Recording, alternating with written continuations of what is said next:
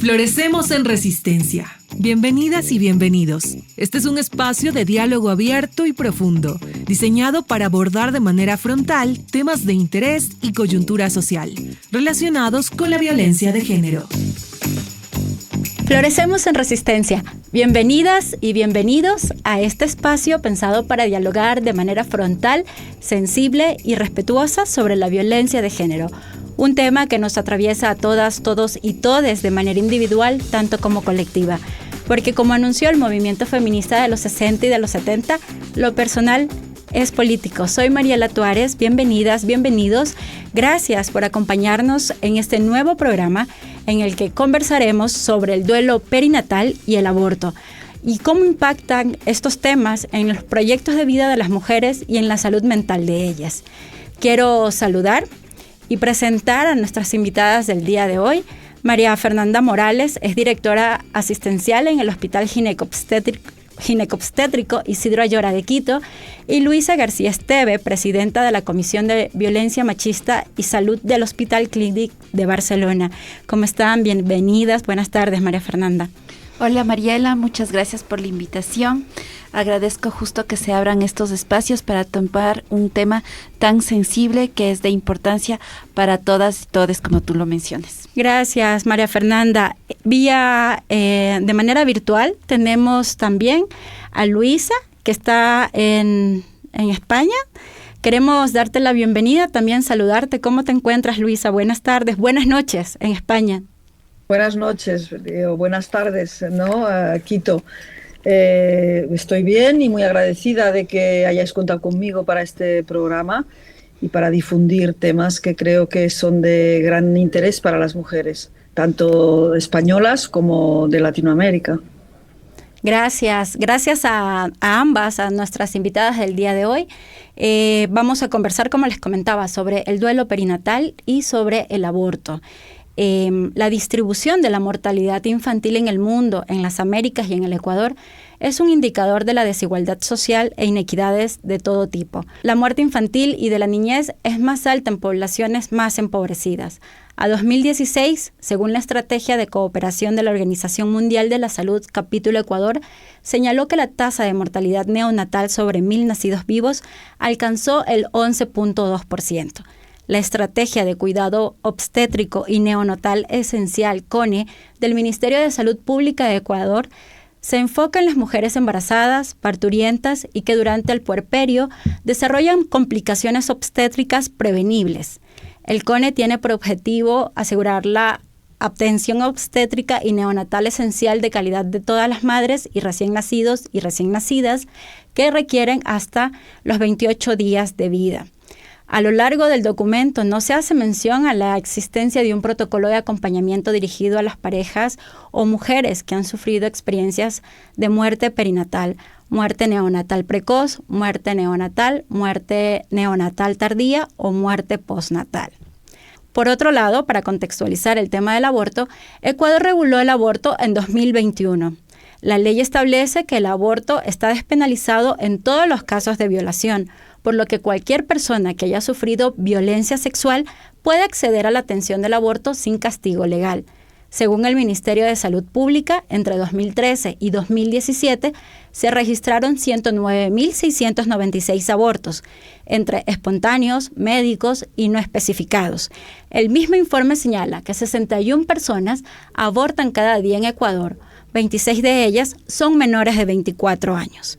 En Ecuador, es posible acceder al aborto legal a través de los servicios de salud públicos o privados, los cuales deben analizar el caso y dar una resolución en plazo de 6 días.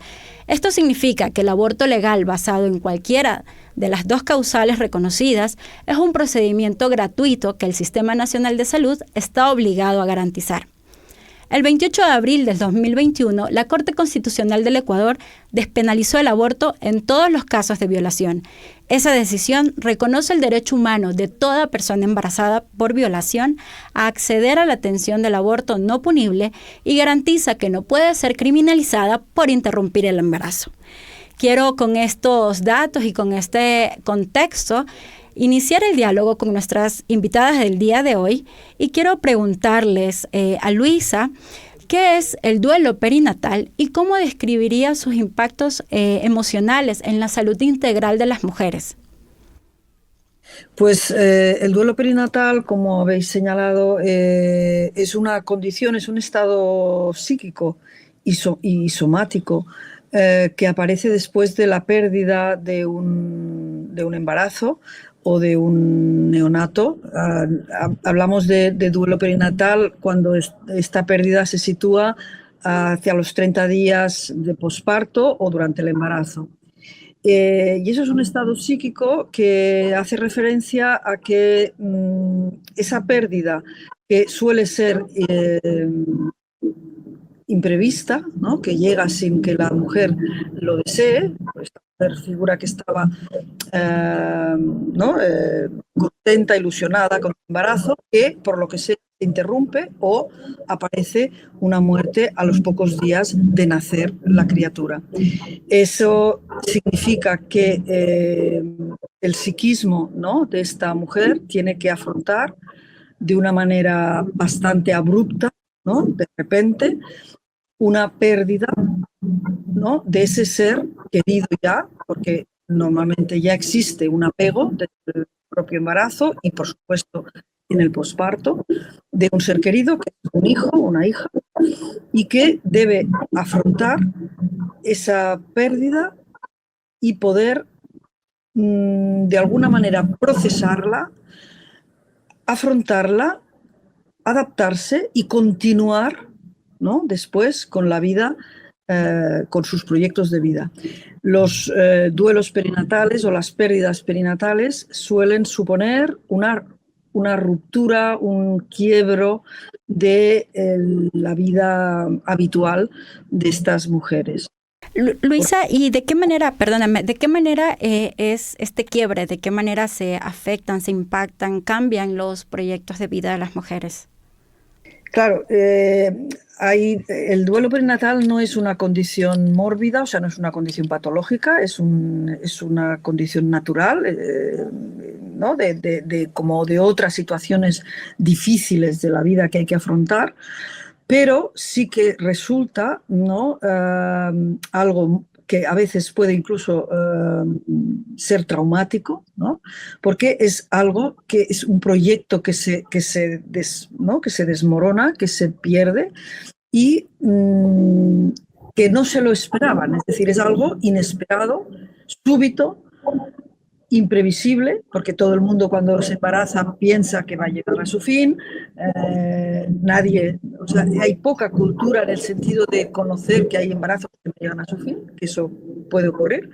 No estamos preparadas para eso y eso supone un shock, ¿no?, de entrada, un shock ante la noticia o ante la evidencia. Un shock que a veces genera negación de entrada, es decir, esto no puede estarme pasando a mí, esto no me está ocurriendo, eso no es posible. Yo estaba embarazada, iba a tener un bebé y de repente eso ya no es así. Y por tanto, el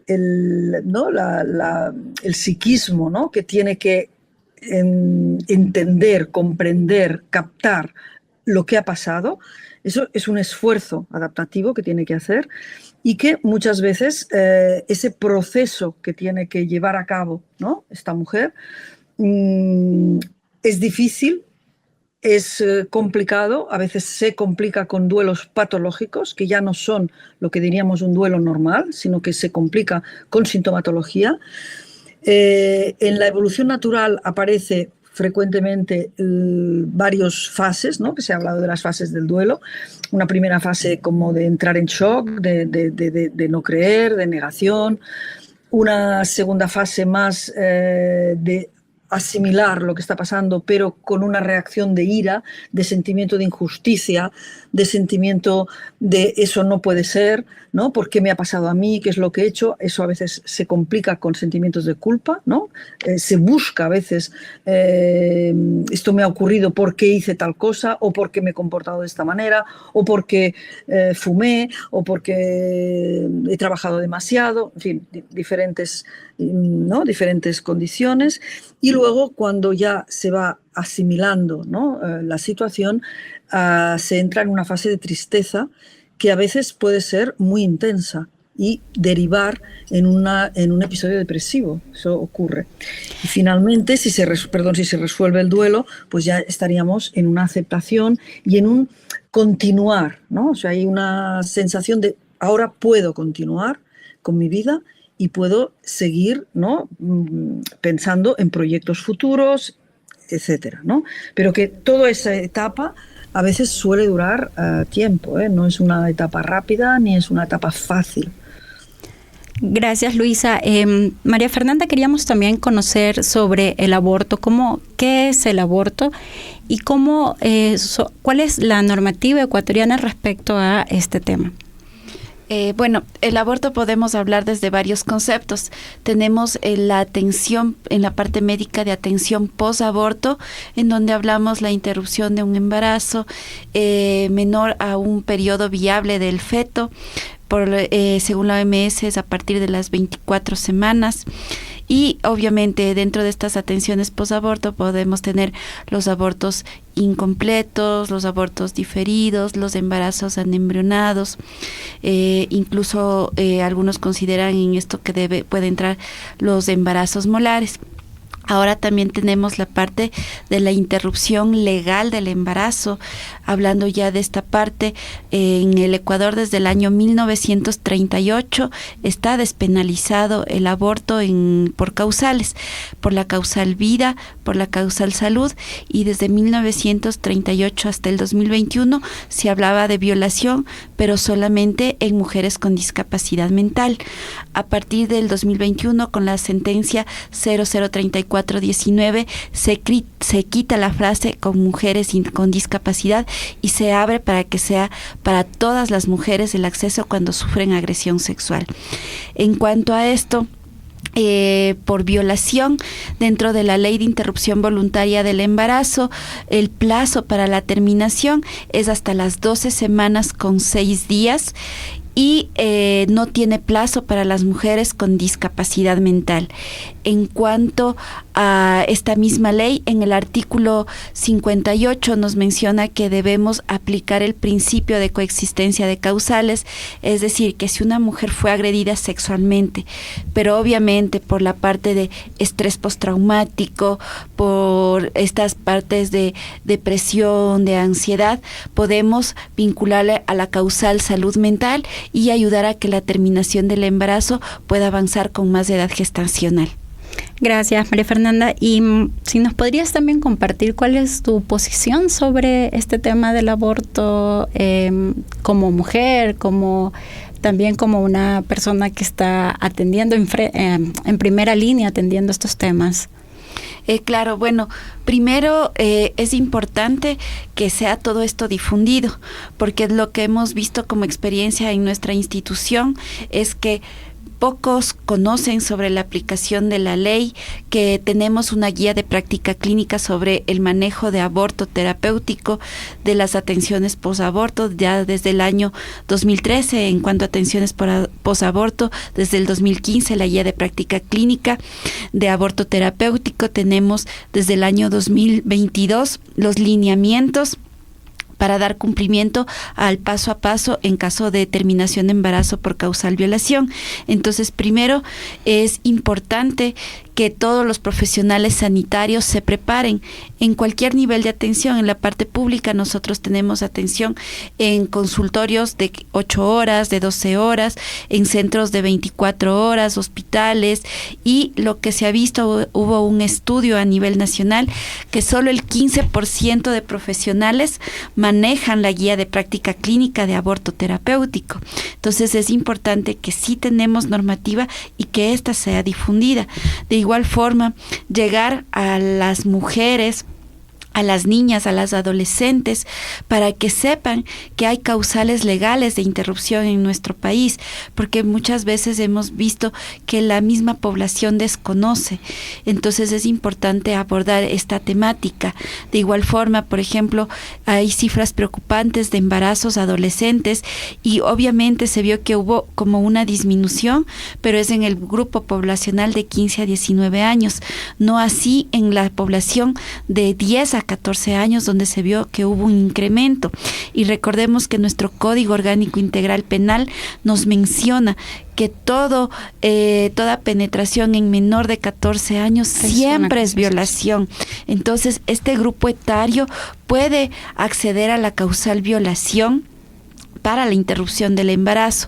Entonces, dentro de mi posición como médico, como ginecóloga, es importante que tanto la parte del Ministerio de Salud, la parte de todos los grupos feministas, los grupos que tienen trascendencia y que pueden llegar a la sociedad, hablen de estos temas, toquen estos temas para que la población conozca, sepa que a través, como tú lo mencionabas en la introducción, pueden acceder de forma gratuita a través del Ministerio de Salud Pública. Y obviamente procurar que todo el personal sanitario continúe en procesos de formación y de capacitación. Gracias, María Fernanda. Luisa, capaz y nos puedes compartir algunas buenas prácticas respecto al abordaje integral del tema que estamos abordando.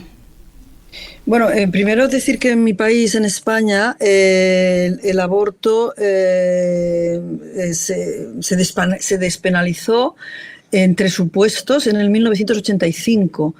Que fue al cabo de 4 años se me contrató a mí en el hospital de maternidad para poder aplicar esta ley, porque requería, ¿no? Se despenalizaba en 3 supuestos. Uno era en la enfermedad física de la madre y en la enfermedad psíquica grave de la madre. El segundo supuesto era la violación, como decís vosotros, como decía María Fernanda también en vuestro país, y el tercer supuesto eran las malformaciones genéticas del feto. Esto duró hasta el año 2010, donde se necesitaba certificados médicos que demostraran o que evidenciaran esos 3 supuestos y una denuncia en la policía en caso de violación, sino aunque la persona o la mujer argumentara que ese embarazo era fruto de violación, si no había una denuncia, eso no quedaba despenalizado. ¿Sí? En el 2010 sí que hay la ley de plazos, donde ya el aborto es libre en determinados plazos, ¿vale? Y entonces hasta la semana 22 se puede abortar con algunas condiciones. Hasta la 14 es totalmente libre, hasta la 22 necesitas de una argumentación respecto a alguna malformación o alguna situación grave, de enfermedad grave de la madre o del feto. Y después ya se necesitan otros certificados médicos para ir más allá del tema de la semana 22. Esto yo diría que es las primeras buenas prácticas, porque cuando no estaba despenalizado, la situación del aborto de las mujeres que necesitaban abortar era muy complicada. Muchas tenían que salir del país, muchas no tenían manera económica de pagarse la clínica, ¿no? Que tenían que ir a Londres. En España se iba mucho a Londres y se hacía siempre a escondidas, sin comunicarlo a la familia, y todo eso suponía, por supuesto, unas complicaciones psíquicas clarísimas. Es decir, que nada tiene que ver el impacto de un aborto legal y de un aborto acompañado y de un aborto público, ¿no? Donde la sanidad pública responde, lo prepara, te acompaña, da una respuesta adecuada con buenas prácticas, ¿no? Que ahora es lo que tú me preguntas, ¿cuáles serían esas buenas prácticas? Esas buenas prácticas, por un lado, necesitamos leyes que favorezcan, ¿no? Y los derechos reproductivos de las mujeres. Yo considero que el aborto es uno de ellos, que permitan que las mujeres aborten de manera libre y de manera responsable, por supuesto, pero de una manera libre, sin ser culpabilizadas y sin toda esa carga, ¿no? de demonización que lleva consigo. Eso serían buenas prácticas desde el punto de vista político, y luego habría buenas prácticas más sociales o sanitarias, ¿no? Donde podríamos pensar en diseñar, ¿no? Pensar que el aborto es un acto también médico, ¿no? Y que hay que prepararlo de la manera más adecuada, diseñar circuitos para la detección de aquellas mujeres en que ese aborto o esa interrupción de embarazo supone un impacto psíquico. Eso se debería estar preparado para detectarlo, porque sabemos que eso es así. Es decir, sabemos que no todos, pero sí que hay uno de cada 4 aproximadamente, sobre todo lo que tiene que ver con interrupciones involuntarias de la gestación, involuntarias, que suponen un impacto psíquico importante, con la presencia a veces de básicamente dos trastornos: el trastorno depresivo y el trastorno de estrés postraumático. La interrupción, como os he dicho antes, inesperada, ¿no? Abrupta o la muerte, ¿no? Al final de un bebé, supone un impacto traumático en esta mujer y produce sintomatología que corresponde a la propia de un trastorno de estrés postraumático, con reexperimentación de toda la situación, donde el médico le comunicó que no había latido, donde le enseñaron la ecografía donde no había movimiento, o sea, toda esa situación, donde la situación de quirófano, bueno, se reexperimenta todo esto. Muchas veces hay un sentimiento de evitación, de no puedo afrontar todo esto, y que incluso, pues por eso decía que las buenas prácticas deben incorporar un acompañamiento, una comadrona referente, un centro referente donde no se cuestione nada, donde se facilite todo y donde esta mujer, desde que entra por la puerta del hospital, se siente acompañada desde el minuto 1 a lo largo de todo el proceso que va a tener que hacer. María Fernanda, Luisa, perdóname. María Fernanda, en esa misma línea de lo que nos comenta Luisa, de estas, digamos, como estas buenas prácticas que nos comenta, ¿qué rol juegan las redes de apoyo, las familias, las amistades, los grupos de apoyo, tal vez también en el proceso de duelo, ya sea por una muerte, digamos, perinatal o por un aborto, en cualquiera de las, cualquiera de las características que tú nos has mencionado?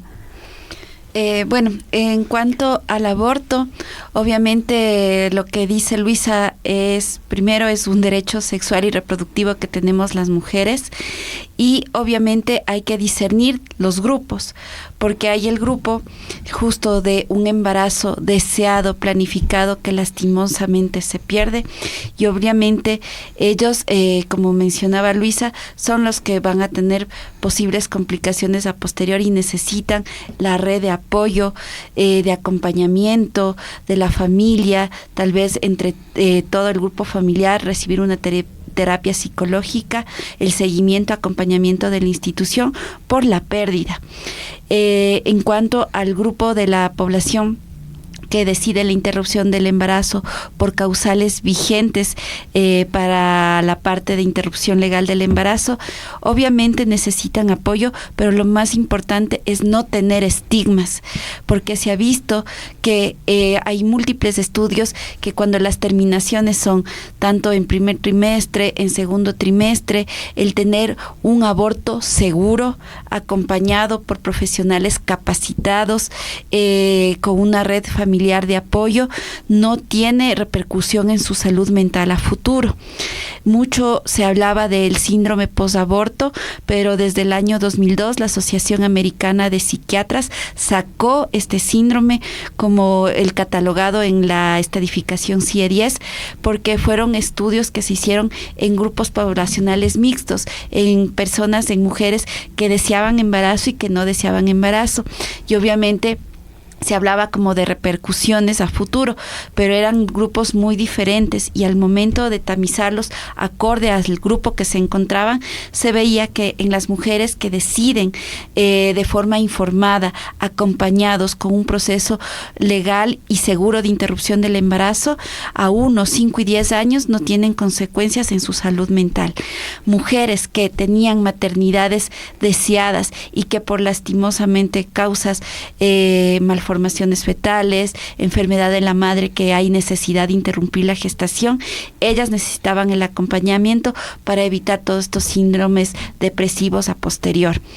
Y obviamente las instituciones en la parte del Ecuador necesitamos justo llevar y conocer cuáles son estos manejos, saber qué paciente va a qué manejo. Nosotros como Hospital Ginecobstétrico Isidro Ayora hemos tenido ya una certificación como hospital de buenas prácticas en salud sexual y reproductiva. Entonces estamos justo dando talleres de formación a otras unidades de salud para que sepan cuál es el abordaje del aborto por causales legales. Estamos igual gracias al acompañamiento de Luisa, que tuvimos una experiencia muy grata en Barcelona en indicarnos cómo es el manejo del duelo perinatal en la institución de ellos. Entonces estamos tratando de adaptar para nosotros también empezar ya el flujo, el protocolo de duelo perinatal en las gestaciones deseadas y en las muertes neonatales tempranas o tardías.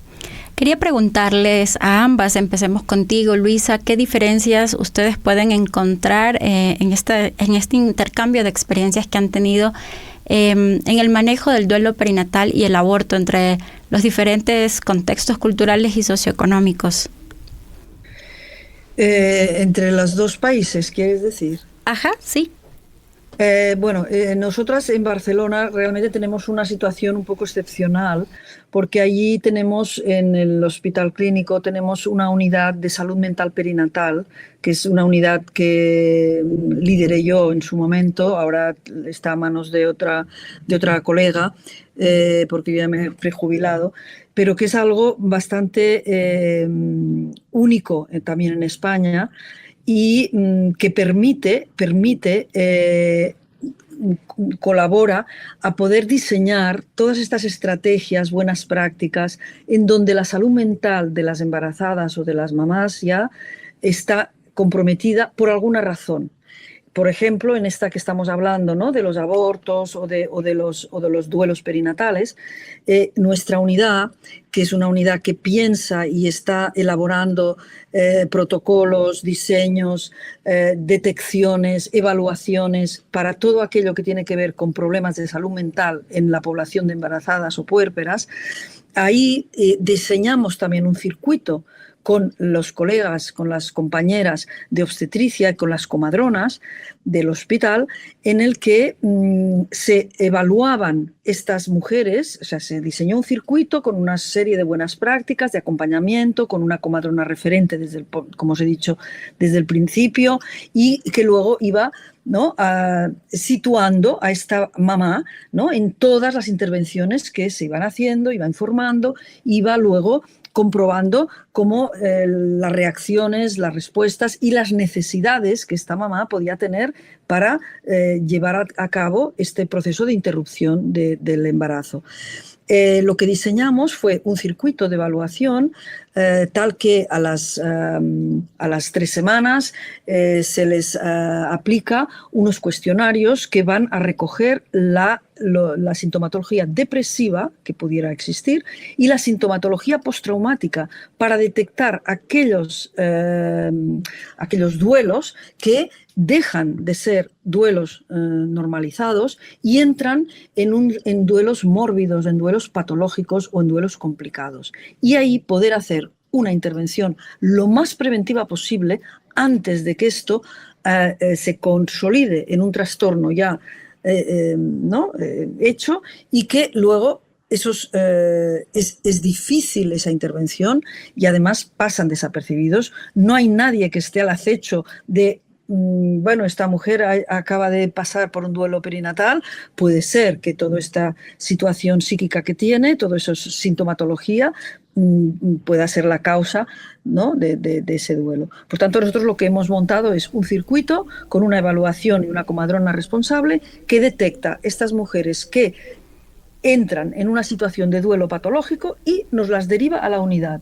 Allí una psicóloga que también está en contacto con esta comadrona hace una evaluación de todos estos aspectos que os digo, de otros aspectos que pueden estar complicando el duelo, ¿vale?, otros aspectos que pueden ser personales, como por ejemplo aspectos de que esta mujer esté expuesta, por ejemplo, a violencia de pareja, o haya estado expuesta a abusos en la infancia, o haya estado expuesta a otras violencias, ¿no?, en las que las mujeres podemos estar expuestas, y después de esa evaluación se decide cuál es la intervención más óptima para esta mujer, ¿vale? Gracias, Luisa.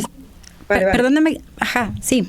Solo para como complementar también la idea, porque estamos ya llegando hacia el final del programa y estamos con los tiempos un poco cortos, y quería preguntarle también a María Fernanda cómo es, si es similar el procedimiento o cómo es en el caso del Ecuador.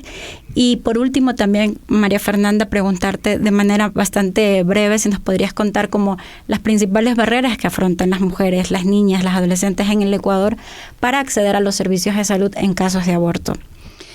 Bueno, en cuanto a la primera parte de la experiencia que compartimos, fue muy importante justo a partir de que el Clínic de Barcelona ya tiene, como nos mencionaba Luisa, su unidad de salud mental perinatal. Nosotros en nuestra institución tenemos el departamento de psicología, pero nunca habíamos implementado el protocolo de duelo perinatal. En Latinoamérica, uno de los países pioneros justo es México, y habíamos estado visualizando algo, pero con la experiencia compartida, gracias a Luisa, a Yolanda Jiménez, que me recibieron en el Clínic, pudimos ver que primero hay un protocolo, el paso a paso que debes hacer en la paciente cuando está en emergencia, en consulta externa, en hospitalización, en neonatología, si es que es una muerte neonatal temprano o tardía, y que en cada punto de estos necesita el abordaje diferenciado por el profesional de salud mental y también por el ginecólogo obstetra o el neonatólogo. Saber que incluso hay que sensibilizar al personal que está en morgue de cómo debe dar la información, cómo entregar, cómo facilitar todos los datos del paso a paso que debes hacer con la parte legal del país. Entonces, todo esto hemos ido adaptando a la funcionalidad de nuestro hospital. Incluso se nos ayudó con la entrega de una bolsa de recuerdos para que nosotros hagamos una emulación a esto acá en el país. Yo espero que para septiembre, octubre de este año ya podamos hablar justo de cómo se implementó el protocolo de duelo perinatal en base a esta experiencia. Ahora, en la última pregunta que me hiciste sobre qué barreras tienen para acceder nuestras mujeres, niñas, adolescentes, es justamente la parte de desinformación. Recordemos que la violencia sexual es muy común en el núcleo del hogar, y muchas veces las niñas, las adolescentes tienen miedo a salir, tienen miedo a denunciar, o están viviendo con el agresor y no pueden comunicar. Es importante que entiendan que hay que romper ese círculo, que sí hay redes de apoyo, que tenemos varias ONGs, tanto en la parte de la sociedad civil, tenemos instituciones estatales para que puedan tener estas herramientas de salida. Obviamente, saber que si hay un embarazo producto de violación, se puede ayudar para la interrupción accediendo a la parte pública, que esto no les implica costos. Y obviamente esto depende también de nosotros, de difundir toda esta información. Muchísimas gracias a nuestras invitadas. Quiero agradecer y recordarles que hemos estado conversando con María Fernanda Morales, directora asistencial en el Hospital Ginecobstétrico Isidro Ayora de Quito, y con Luisa García Esteve, presidenta de la Comisión de Violencia Machista y Salud del Hospital Clínic de Barcelona. Esperamos que las reflexiones del día de hoy generen nuevos espacios de diálogo y haya sido enriquecedor para todos, todas y todos. Muchísimas gracias a todos por acompañarnos. Será hasta la próxima. Así finalizamos este espacio de diálogo y reflexión. Esperamos que las conversaciones de hoy hayan inspirado nuevas reflexiones y acciones contra la violencia de género. Un programa de Aquanuna y Medicus Mundi Mediterránea con el apoyo de Generalitat Valenciana en coproducción con Corape.